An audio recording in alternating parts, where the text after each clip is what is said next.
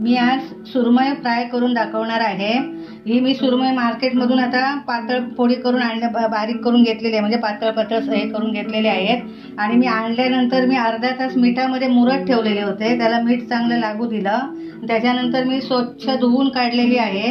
आता त्याच्यामध्ये थोडं मीठ आतमध्ये मुरलेलं असल्यामुळे आता आम्ही हे साहित्यामध्ये थोड्या प्रमाणात कमी करणार मीठ। आता मी 4 चमचे घरगुती मसाला घेतलेला आहे, 5 चमचे घरगुती मसाला घेतलेला आहे।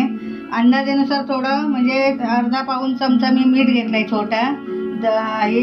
गरम मसाला घेतलेला आहे, थोडासा धनेपूड घेतलेली आहे आणि थोडीशी चिमूटभर हळद घेतलेली आहे। आणि हे घरगुती आमचं पीठ आहे भाकरीचं, म्हणजे तांदूळ, ज्वारी, नाचणी वगैरे।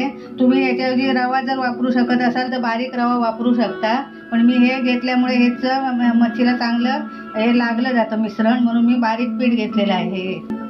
मी आता हे सर्व मिश्रण मिक्स करून घेणार आहे। हे अगोदर पीठ घेतलेलं आहे, त्याच्यामध्ये मी मसाला घेतलेला आहे आणि हा मीठ घेतलाय ना मी 1 ते 1.25 चमचा घेतलेला आहे, हे बघा।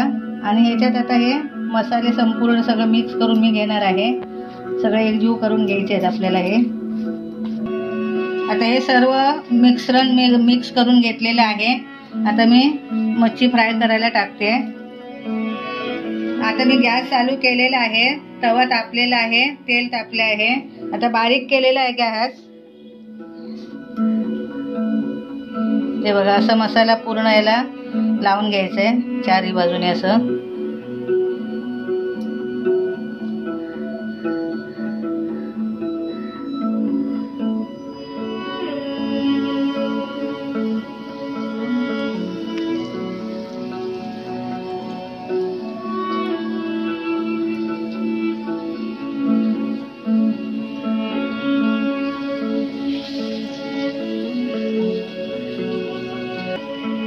हे बघा, हे आता मी मासे फ्राय करायला टाकलेले आहे सुरमई।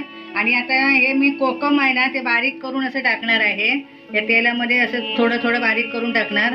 काही लोक काय करतात, लिंबूचा रस लावून ठेवतात मच्छीला। ही आपली कोकणी पद्धत असल्यामुळे मी असे कोकम लावून हे बारीक करून अशी करते आहे। हे तेलामध्ये छानपैकी मुरणार आतमध्ये। आता मी याचं झाकण लावून ठेवते आहे। आता 7 मिनिटं झालेली आहेत, मी आता उघडते मस्तपैकी। आणि हा गॅस आहे ना तो आपल्याला मोठा करायचा नाही आहे, स्लोवरच करून ठेवायचा आहे, स्लो करायचा आहे, बारीकवर ठेवायचं आपल्याला। हे असं तेल आहे ना ते बाजूबाजूला करायचं असं थोडं थोडं थोडं थोडं, म्हणजे त्या फोडी आपल्याला चिकटणार नाही त्याला तव्याला। आता हे गॅस आहे तो मी बारीक केलेलाच आहे आणि बारीकवरच आपल्याला करायचं आहे। आता हे मी परतवते आहे।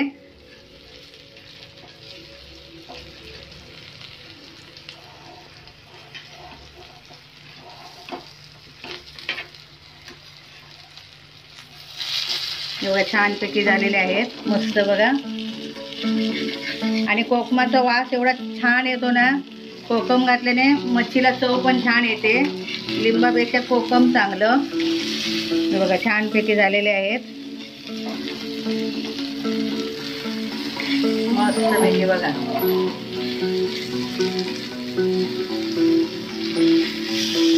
मसाला आणि हे संपूर्ण बघा कसं लागलंय, व्यवस्थित आहे।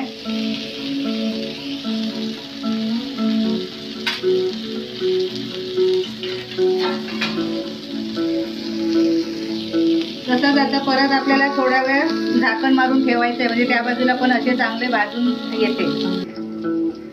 हे बघा, आता मी परत एक झाकण काढते। 5 मिनिटं झालेली आहेत दुसऱ्या बाजूने। आता बघा मस्तपैकी झाले आहेत, बघू। तेल मी जरासं आता थोडं सोडलंय वर, नंतर परतवल्यावर जरासं सोडाय बघा। दोन्ही बाजून छानपैकी भाजलेले आहेत बघा।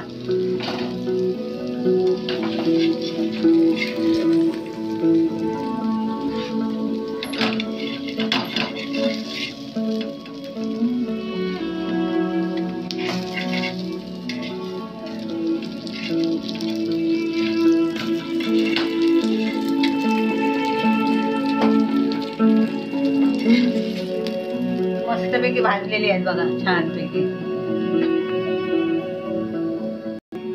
हे बघा सुरमई फ्राय झालेली आहे आणि याच्यामध्ये कोकम घातल्यामुळे त्याला चांगली चव येते, स्वादिष्ट लागतात कोकम घातल्यामुळे।